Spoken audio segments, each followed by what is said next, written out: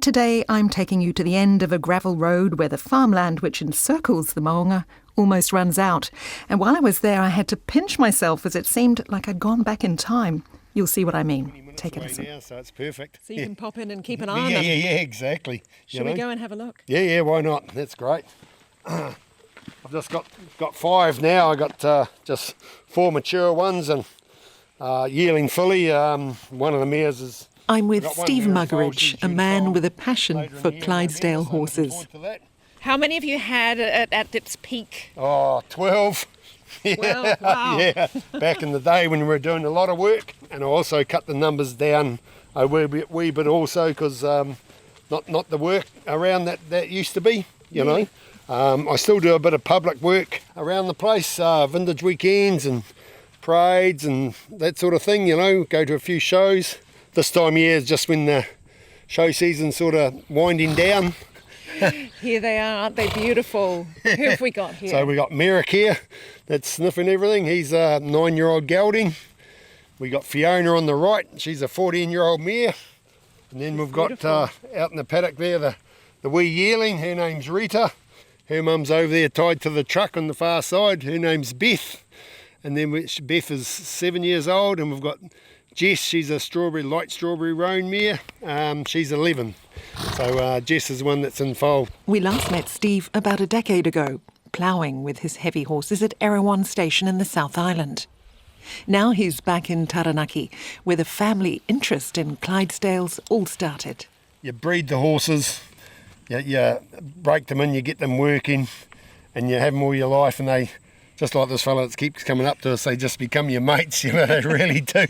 It's, he's a bit over the top, he loves a bit of human attention. Do you think I'm in the way here? No, he's all right, he's like this with everyone, he just loves human attention, you know, and they've all had a feed just before when I come up here, they've all had a good feed, so yeah, they just love that human attention. They're just like family members, really.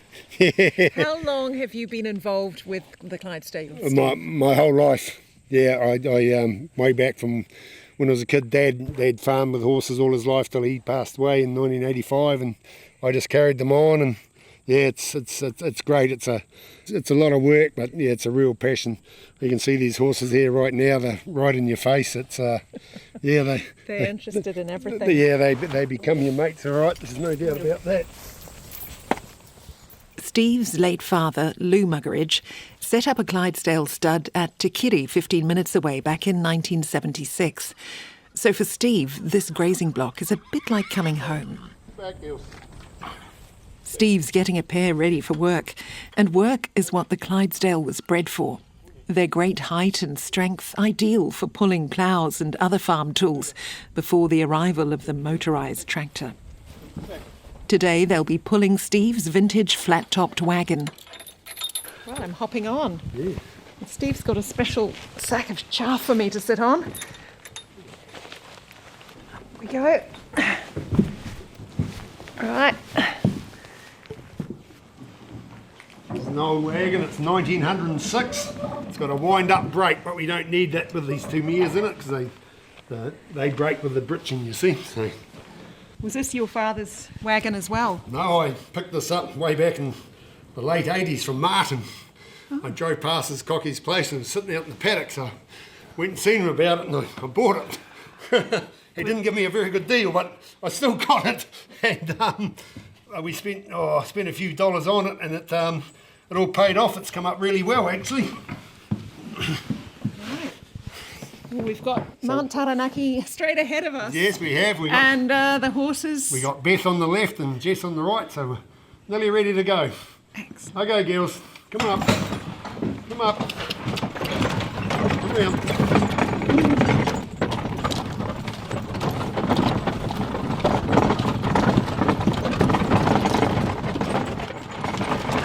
What sort of weight are they pulling, Steve? Oh, it's on wheels, so the wagon does free wheel. Steady, guys.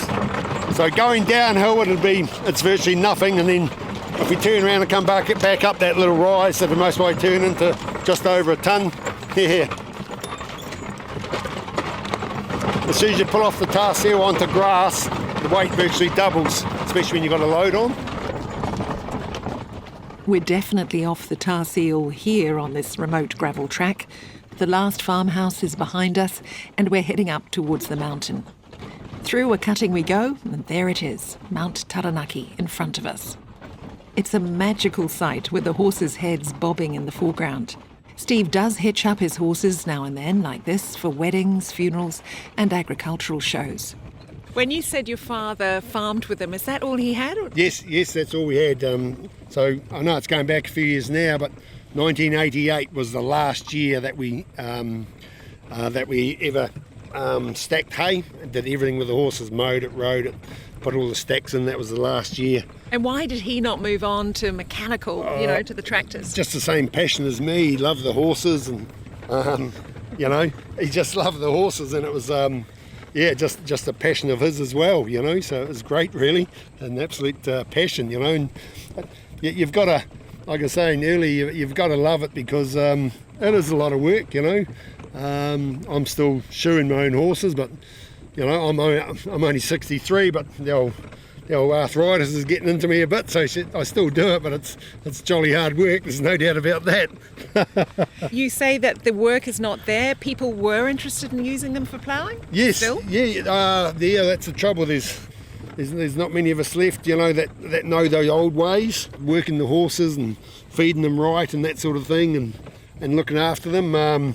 Actually working them, as in doing all their agriculture work, their ploughing and cropping and that. There's still one or two in the South Island. But why would people still want to do it when there are so much easier ways to? Oh, there is easier ways. There's no doubt about it. It's just the attraction. Like I say, you breed the horses, you break them in, you get them working, and you have them all your life, and they just become your mates. They really do. Really. Steve also has an official role within the Clydesdale community. He's the president of the Clydesdale Society of New Zealand, which has about 160 members. A lot of Clydesdales are getting ridden, eh? Yeah, again, now, because most shows now have a ridden class.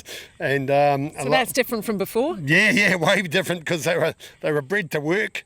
But yeah, the ridden class seems to be very popular at shows, and lots of sort of small block holders have got them, and just the physique of them, and just they look so cool when they're all cleaned up, and with their flowing feather and all that sort of thing. You know what I mean? The hooves with the beautiful feathery yes, exactly, coat over the top. So yeah, once they're all cleaned up and all cleaned up for the shows, and that they do look very smart. And a good horse will show itself off when you take it to a show. I know my fellas do. They might just look a bit plain out in the paddock, but you get their gear on and get them in the show ring, and the four of them in the wagon or three of them in the wagon, they strut their stuff. They really know what's going on, and it makes you quite proud.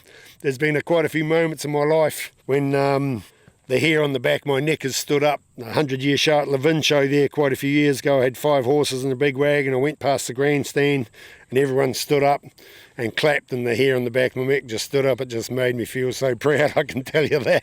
That was amazing, Even having a 6-horse team, even if you're doing a bit of ploughing and you just sit back on the seat and you're studying them all and just think, it just makes you so proud that you've bred and broken in and got them all working, and there's nothing like it, really. Do you ride them yourself, Steve? No, I don't actually. I'm real keen on working them. We have ridden the odd one or two, but I don't make a point of it. You know what I mean? So yeah. How's the show season been? Yeah, there's been a lot of shows this year. Have actually, entries are doubled since last year. Like Levin show this year was a royal show, and back in January we had 23 entries. Our other main North Island show is Morrinsville, and they had 18 or 19 there. That's a North Island Championship show. People were keen, but there's still, like from the Clydesdale Society point of view, we've got to see if we can sort out some more classes for these people that have got one horse and they can go into riding, and we've started up a long reining class where you can just drive your horses with long range over a course, just to sort of get more people out there interested. It's all for the novice, and it's all a learning thing, which is great. Public absolutely just love seeing the Clydesdales. So it's in good heart? Yes, very good heart. And breeding? What about that? Are people breeding them? Yes, so breeding is hit and miss. No matter, you can do everything to the best of your ability, and still end up with nothing. So it's like me this year. I sent three mares away to get in foal and end up with one in foal, you know. So just one of those things, you know. So yeah. So you want to build it up again? Build it up again, just get numbers back up again, just to replace some of the older ones, you know. Like even Fiona there, she's 14, but she's a great, real hard-working mare. She's still got a lot of life, and they all have. But I just like to have these young ones coming on. Would you like to see more farmers using them in front of the plough? Oh, too right, I would, you know. But I think in this day and age, people would laugh at me, you know. They really would, Sally. You know, they would think it's a hell of a joke. But so do you go down to the pub and try and convince them? Oh, some of them think it, you know. They think I'm.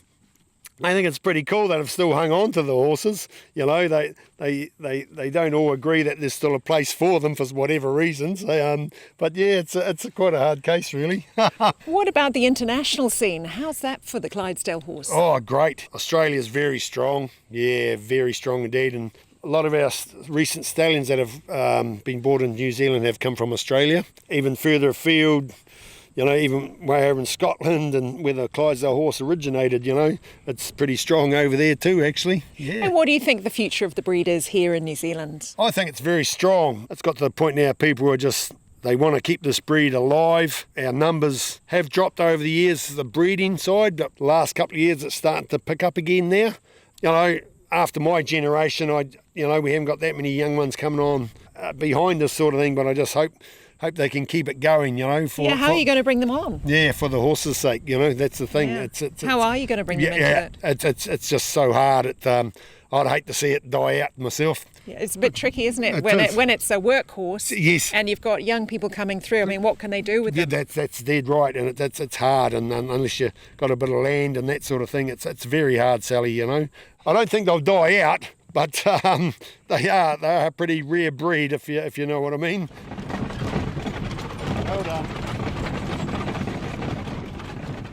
We're back in the wagon and the horses have a clip in their step as they head towards home. I'm still seated on the bag of chaff. In fact, it was pretty comfortable.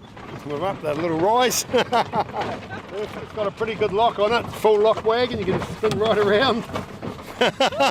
Wow, that was a tight corner. Yeah, it just, because the whole front turntable goes right around underneath the body of the wagon, so it's pretty cool actually.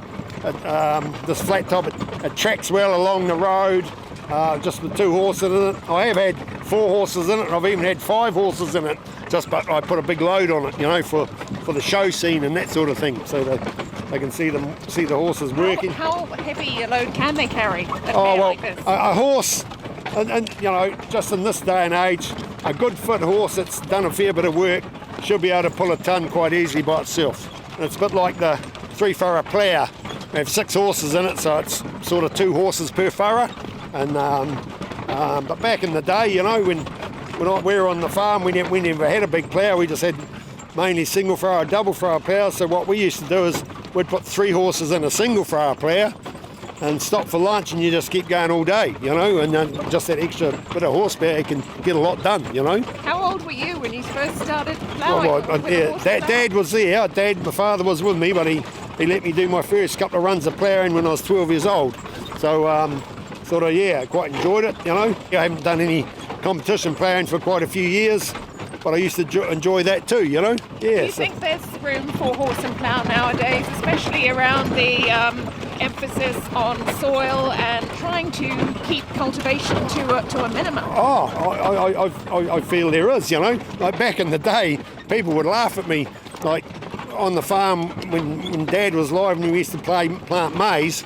Would eat the paddock out, would plough it, would have let it lay for most probably a month, and then we'd just get straight into it with a disc and work it all up and put a bit of lime on it and then get the crop in. And especially for maize, let it die, let that grass die, and that becomes a bit of fertiliser as well. And everything gets rushed this day and age that we live in, and plus the paddock was out for so much longer, but we always end up with good crops. There's no doubt about that, you know. And what about the carbon in the soil? Yeah, that's dead right, exactly. You know, it's sort of that was perfect the way we did it, by ploughing it, and letting it lie. It was just perfect. It all broke down itself. The worms did their job and it just all broke down itself. It was great. When I was living in Central Hawke's Bay on the main road, the people I was leasing it off said, Steve, would you plough that front paddock by the main road for us, please? I said, yeah, I'd love to. So did that with the 6 horses, and then he said, actually, I've got a drill. It's a tractor drill, but it will fit behind your forecart, and all you have to do is pull a rope to drop the coulters in the ground and lift them out. Would you plant my crop for me as well? And I said, yeah, I'll do that for you as well. Well, he was so impressed how that crop come up, and it made me feel good. He reckons the horse's pace was made for that drill. He reckons when he hooked it behind his tractor, he went too fast and did never have a good crop. Over. I'm just going to go and turn around in the paddock so the wagon's in the right position to go back in the shed, you see. Come up, girls. Yeah, there's your mates, hey? There's your mates. Come up. Over. Whoa. Round, Jess. Come round, Jess. Whoa. Oh, they should be able to do it, but I don't do enough of it, eh? That's the thing these days, because back in the days with the old taking the milk to the factory, they were always backing into the stage to unload the milk cans and all that sort of thing. Yeah, it's a little bit wet, but it's not that bad. Come on. Good girls. Come round. Come round. Come round. Steve Muggeridge backing up his wagon with a little help from his Clydesdales at the base of Mount Taranaki, the new home for his beloved herd.